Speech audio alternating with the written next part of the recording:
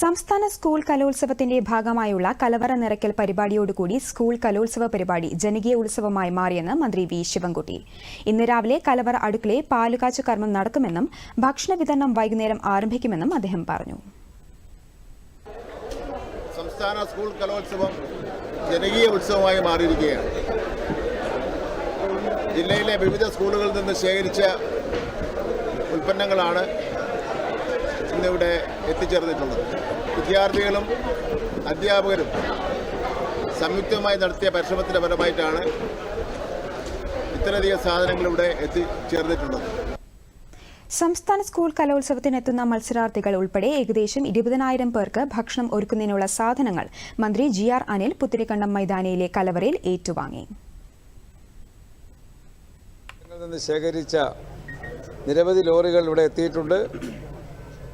ആ ഉൽപ്പന്നങ്ങൾ സംഘാടക സമിതിക്ക് വേണ്ടി, ഗവൺമെൻറ്റിന് വേണ്ടി വളരെ അഭിമാനത്തോടു കൂടി ഏറ്റുവാങ്ങുന്നു. ഇത് നൽകി സഹായിച്ച എല്ലാവർക്കും നഗരത്തിലെ സംഘാടകർ വളരെ സജീവമായ. ജില്ലയിലെ വിവിധ സ്കൂളുകളിൽ നിന്നും ശേഖരിച്ച പച്ചക്കറി, പലവ്യഞ്ജനം ഉൾപ്പെടെയാണ് കലവറയിലേക്ക് എത്തിച്ചത്.